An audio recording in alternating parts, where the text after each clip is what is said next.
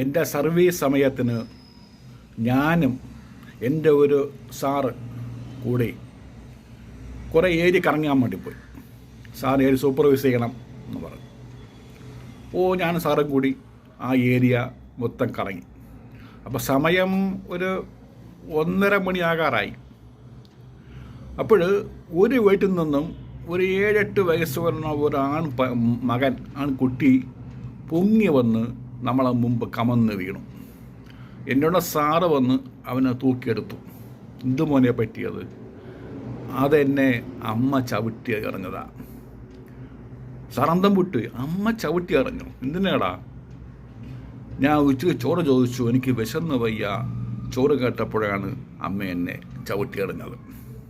അപ്പം സാറിന് ആവേശം കയറി, ബോധം കയറി, പാപം കയറി സാറിന്. അപ്പം ഞാൻ പറഞ്ഞു, സാറേ ഏരിയ മോശമാണ്, നമുക്ക് പോകാം സാർ. ശ്രീകുമാർ ഇങ്ങനെ ആകരുത്, നമ്മൾ ഗവൺമെൻറ് സ്റ്റാഫാണ്, പ്രതികരിക്കണം. അദ്ദേഹം ഈ ബാലനെയും കൊണ്ട് വീടിനകത്ത് കയറി ചോദിച്ചു, ഇവിടെ ആരുമില്ലേ? അപ്പോൾ ഇറങ്ങി വരുന്ന ഒരു സ്ത്രീയെ കണ്ട് ഞാൻ അന്തം വിട്ട്. സുന്ദരിന്ന് മാത്രമല്ല, ഒരു മതാലസ. ആരും നോക്കിപ്പോവും. ഞാൻ അന്തം വിട്ട് നോക്കിയാണ് ആ സ്ത്രീയെ.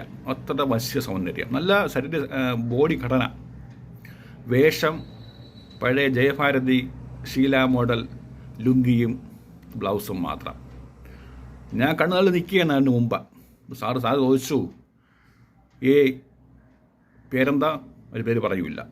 എന്തായാലും ആ പേരുള്ള സ്ത്രീയെ ഇന്ന് 10-12 വയസ്സായ ആൺകുട്ടികൾ അമ്മമാരെ തല്ലുകയാണ്. ഇന്നത് വ്യാപകമാണ്. അതിന് കാരണം ഇതൊക്കെ. ഇന്ന് അവന് 7-8 വയസ്സ്. അവൻ ചോറ് ചോദിച്ചപ്പോൾ അമ്മ അവനെ ചവിട്ടി എറിഞ്ഞു. അവന് വയസ്സ് 10-12 ആവുമ്പോൾ അവൻ അമ്മയെ ചവിട്ടി എറിയും.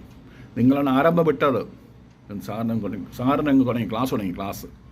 സാറ് ക്ലാസ് തുടങ്ങി ആ വിഷയം മൊത്തം കത്തിക്കയറാണ്. ഞാനൊന്ന് ഉരുവാണ്, എനിക്കറിയാം അവസ്ഥ. സാറേ പോവാ ബാ. അപ്പോൾ സാറെന്നെ വഴക്ക് പറഞ്ഞു. എന്താ ശ്രീകുമാരേത്? നിങ്ങളാണ് HI, നിങ്ങൾ ഹെൽത്ത് സ്റ്റാഫാണ്, നിങ്ങളാണ് ഇവിടുത്തെ ഇൻസ്പെക്ടർ. എനിക്ക് വഴക്ക് പറഞ്ഞു. ഞാൻ പിന്നെ മിണ്ടിയില്ല. ആ സ്ത്രീ കരക്കാട്ടോട്ട് നിന്നു. എന്നിട്ട് ആ സ്ത്രീ വീട്ടിൻ്റെ പടിയിൽ നിന്ന് ഒരു ചാട്ടം കേട്ടോ ഞങ്ങളെ മുന്നിൽ. എന്നിട്ട് ഈ സാറിന് ഇറക്കി കെട്ടി അങ്ങ് പിടിച്ചു. ആ പിടുത്തമായി എനിക്കങ്ങ് വളരെ ബാധിച്ചു. ഇറക്കിങ്ങ് പിടിച്ചു ആ സാറിന്. ഇത് വിളിച്ചു കൂവി, നാട്ടാരെ ഓടി വരണേ, എൻ്റെ കൊച്ചിൻ്റെ അച്ഛൻ വന്നേന്ന്.